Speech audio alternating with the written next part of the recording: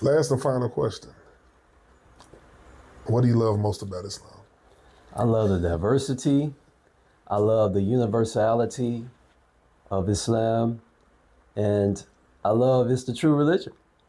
I love that learning that, during the time of Jesus, when people would become Muslim, they would say, I bear witness no one is God except Allah, and Jesus is the messenger of God. And during the time of Moses, when they became Muslim, they would say, I bear witness no one is God except Allah, and Moses is the messenger of God. And during the time of Prophet Muhammad, what would we say? No one is God except Allah, and Muhammad is the messenger of God. Man, mashallah. Man, I actually did a reading I did a reading and a reflection on Surah Al-Safat. I tell people, personally, what's your favorite surah? Dude, I can't. The whole Quran is beautiful. And it's unique. Each surah is more unique than the last. If you look at Surah Al-Rahman, just the style of it alone compared to Surah Al-Safat, it's totally different. Yeah, it but is. I said Surah Al-Safat, I love it because having it converted to Islam and seeing the prophets painted in such bad lights, it's like Allah subhanahu wa ta'ala is setting the record straight to Surah Al-Safat. Exactly. He's like, hey, this prophet, Lot, he was also one of the messengers. Right. Elijah, Elias, he was of the messengers too. Right. And then, he's giving us a small introduction to him. And he ends each introduction to each prophet with peace be upon them. Exactly. And then the way it ends is beautiful. Peace be upon the messengers and all praise to Allah, Lord of the worlds. Wow. I'm like, dude, that is beautiful. I'm talking about just talking about it and reflecting about it, it brings me to tears because I said, imagine that. And throughout that surah, when he's talking about the prophets, he says, I allowed him to be praised through later generations. Right. Wow. Yeah, that reminds me how, all these lies and these slanders, because, it's disrespectful to Jesus to say that he's God because he's not God. He prayed to God. He can't be who he prayed to. Exactly. And the thing is that Allah cleared his name of all the conspiracies and lies. Now, it didn't happen during his time, but we know when Jesus returns, the truth will be unveiled. That it will. And because in there it even speaks about, Yunus. Jonah, and it said that had he not glorified his Lord, he would remain in the belly of that whale until the day of resurrection. Exactly. Until the day we are raised up. But alhamdulillah, just even being able to just dwell on things and look at things from different angles like that, mashallah, man. Yeah, Allah is amazing, I always think about sometimes that, nothing can harm you or benefit you without Allah's permission. That's it. So if you really understand that, who was there to fear other than Allah? If you're remembering Allah and fulfilling your obligations and refraining from the things that he told us to refrain from, man, you on top, man. Man, you on the Allah team. You see what I'm saying? Exactly. So there's nothing to fear, man. In any time when people have anxiety and these types of issues, they may go to the the drugs and the music and these types of things, or whatever. Just gotta remember, man, that Allah is your Lord. That's right. Allah is all powerful. That's right.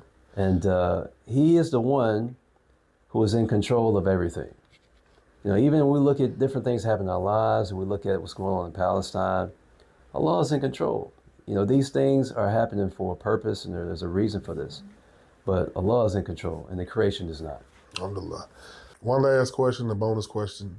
What advice will you give new Muslims? What advice can you give new Muslims? Oh, man, I would say for those interested in Islam, I think you need to take it seriously. Remember that, what are the Muslims saying?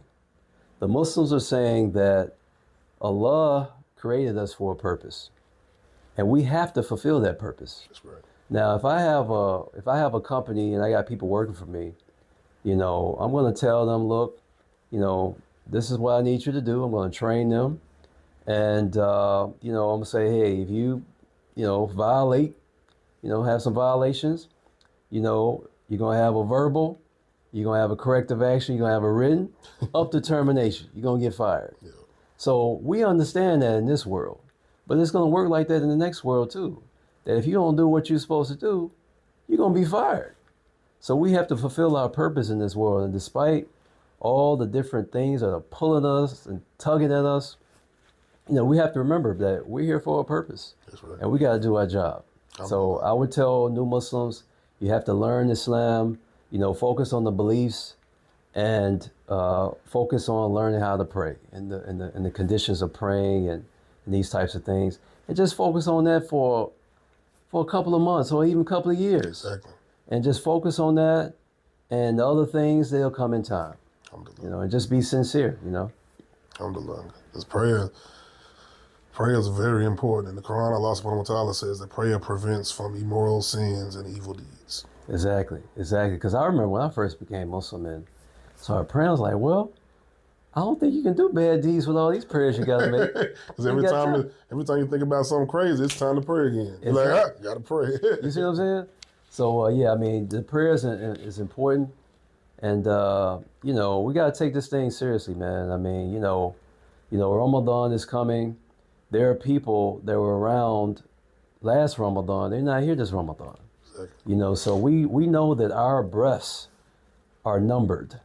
The beats of our heart are numbered. You know what I mean? And that there is a time that the angel of death is going to take our soul.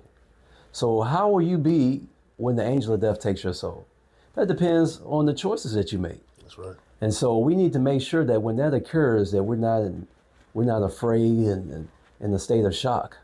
You know what I mean? We know what's going on. We need to prepare ourselves for this. Exactly. And we do that by worshiping Allah and learning the deen of Islam. That's right. Well, brother, thank you for your time. Alhamdulillah, it's always a pleasure talking to you.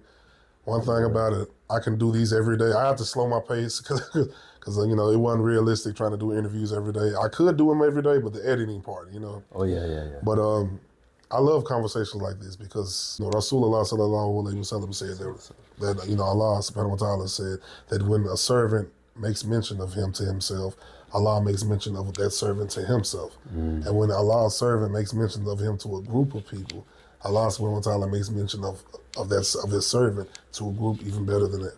Wow. So I would like to think that my Lord is talking about me every day. Yes. So I try to have a conversation about Allah every day. Yeah. You know, one more of a beautiful conversation to have. And then just imagine your voice, not your voice, but your name being mentioned in Jannah, above Jannah, wherever, you know. Allahu Akbar. Inshallah. Allahu Akbar. Shukran, brother. Assalamu alaikum wa rahmatullah. Wa alaikum salam wa rahmatullah.